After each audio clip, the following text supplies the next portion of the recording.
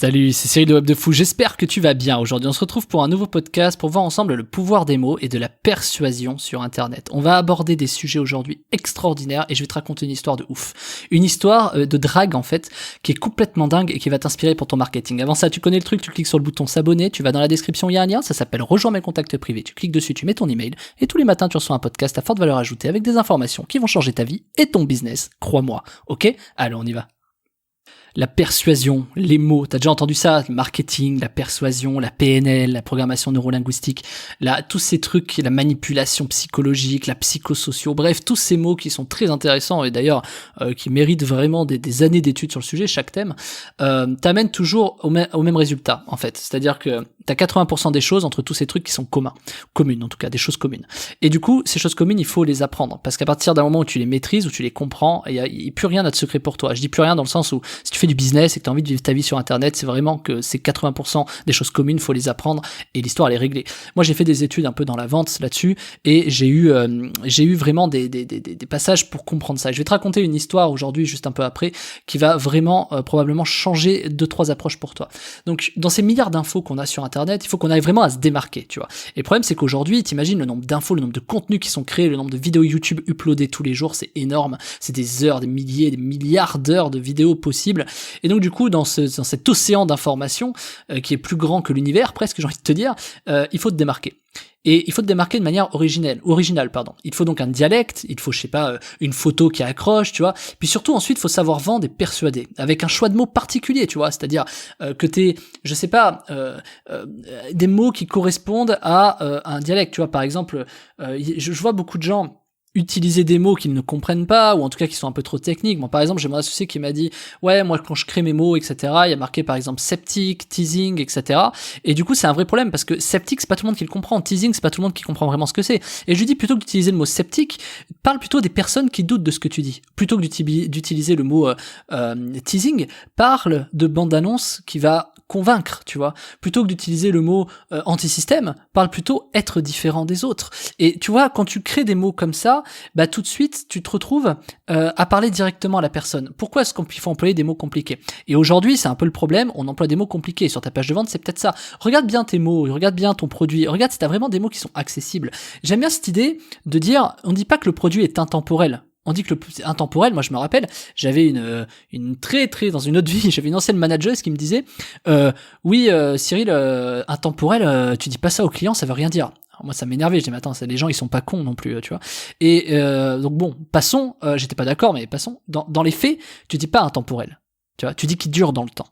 Parce que qui dure dans le temps, le mot est plus fort que intemporel. Intemporel, ça fait un peu mot compliqué. Alors que qui dure dans le temps, voilà. Et je te dis pas de prendre ton audience pour des gens bêtes, c'est pas le sujet. Je veux dire, moi, si on me dit produit qui dure dans le temps, je serais mieux convaincu par ce mot-là que par le mot intemporel. Tu vois, voilà. Tu vois, ça veut tout et rien dire. C'est pour te dire que c'est important de choisir tes mots.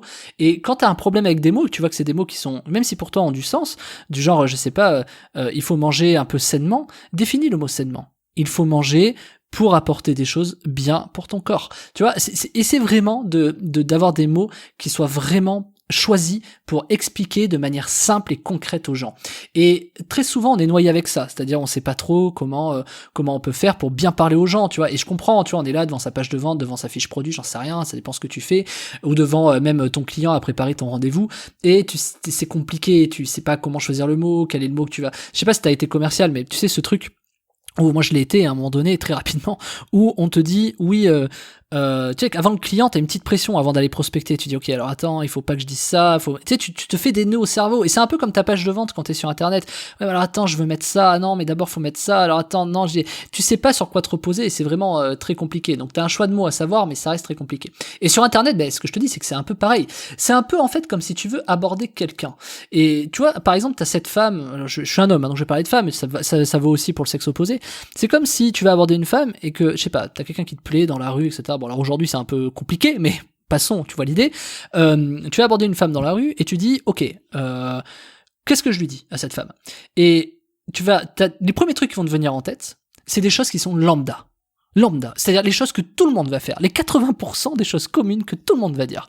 Je sais pas, je vais faire tomber un truc pour lui dire hey, je vais lui dire hey, vous avez pas une cigarette, ou hey, vous connaissez pas le chemin de machin. Tu vas essayer d'engager la conversation à travers un angle qui est tellement commun que de toute façon ça va servir à rien. Donc du coup, à force de réfléchir à ça, le temps que tu réfléchis à ça et à force de le faire, à force que tu te l'aies dit probablement 10 fois ce que je suis en train de te dire si t'es un gars, tu sais, des gens qui abordent pas forcément dans la rue ou autre part, ça peut être en soirée ou ce que tu veux, parce que je veux pas paraître, c'est rigolo d'ailleurs, je veux pas paraître comme les autres font, mais pourtant tu as les seules pensées que les autres font, sinon tu te poserais pas cette question. C'est ça qui est génial, c'est que du coup c'est la même chose en marketing, et je trouve que cet exemple est important. Alors si t'es une femme, c'est pareil, tu te dis oui, j'aimerais bien, lui il me plaît, je sais pas comment l'aborder, et puis bon, peut-être que je l'intéresse pas. Alors t'as vu, déjà c'est pas les mêmes vecteurs, mais passons, peut-être que je l'intéresserai pas, puis qu'est-ce que je lui dis, toi c'est le même problème. Alors voilà, et c'est pour te dire que c'est compliqué. Et paradoxalement, un homme va dire bah si, vas-y, machin, et une femme va dire bah si, vas-y, machin. C'est ça qui est hyper extraordinaire. Et du coup, ton vrai problème, c'est que t'as pas en fait juste créé une trame. Moi un jour je me suis amusé, et c'est pas des conneries,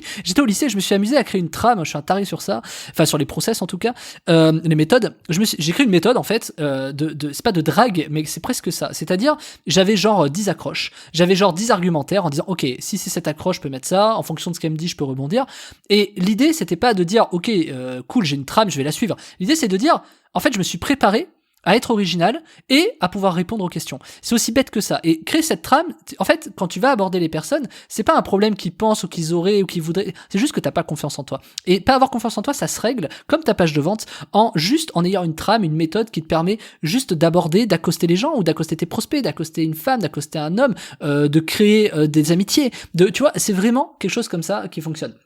Et en fait, les trucs qui nous viennent tout de suite en tête, ce sont les pires, tu vois, parce que on fait toujours cet effort de dire il faut que j'arrive à faire quelque chose de différent, mais à l'inverse, quand tu rentres le soir, tu te poses jamais, t'es plutôt devant Netflix, et tu te poses jamais en te disant comment je peux être différent quand j'aborde une femme. Jamais tu te poses. Alors que si tu te posais, t'aurais clairement des résultats. Et l'effort de réfléchir est trop compliqué comparé aux choses qui sont innées.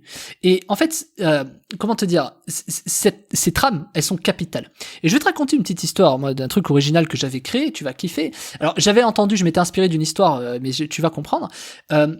T'abordes une femme et tu dis excusez-moi madame, mais alors rupture de pattern, tu connais mon truc, excusez-moi madame, enfin mademoiselle, c'était à l'époque, mais est-ce que vous voulez que je meure?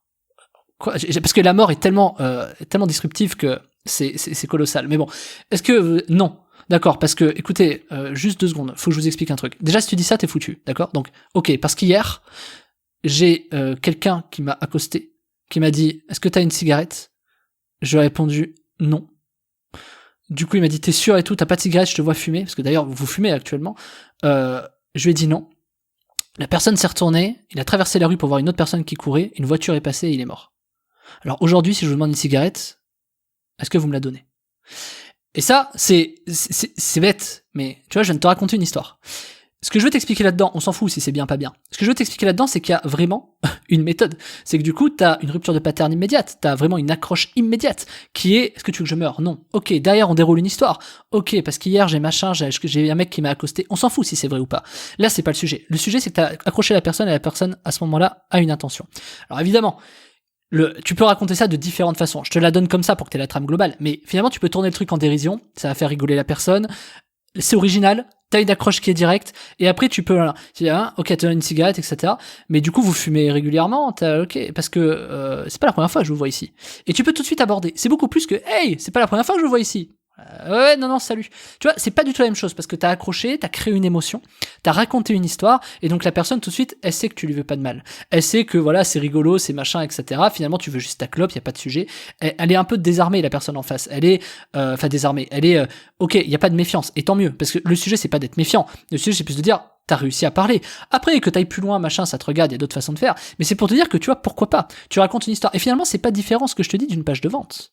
C'est vraiment pas différent d'une page de vente. C'est pas différent d'une méthode AIDA, attention, intérêt, désir, action. C'est pas différent de tout ça. Maintenant, il y a un choix des mots. T'as vu la façon dont je te l'ai raconté? Je te fais l'exercice, réécoute en arrière et essaie de créer avec des mots différents, des mots qui accrochent, des mots qui tournent à la dérision. Et tu vas te rendre compte que sur, finalement, cette même trame, tu peux créer 5, 6, 7, 10, 20 émotions différentes, parce qu'à un moment donné, tu vas bifurquer dans différents angles.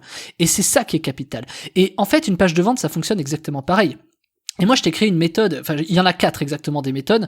Il y a 4 méthodes que je t'ai créées dans la formation qui s'appellent Copywriting Web de Fou, les secrets des pages de vente rentables. C'est quelque chose qui est extraordinaire pour moi. C'est quelque chose qui me suit depuis longtemps, qui marche encore aujourd'hui et qui marchera probablement dans 10, 20, 30, 50 ans encore. C'est des méthodes qui vendent de manière colossal. On tourne entre, ça va dépendre des produits, etc. Et si tu fais un bon titre et tout, mais ça va tourner entre 10% et 40% de vente, c'est énorme. Je connais pas beaucoup de personnes qui peuvent se targuer d'avoir 40% de vente.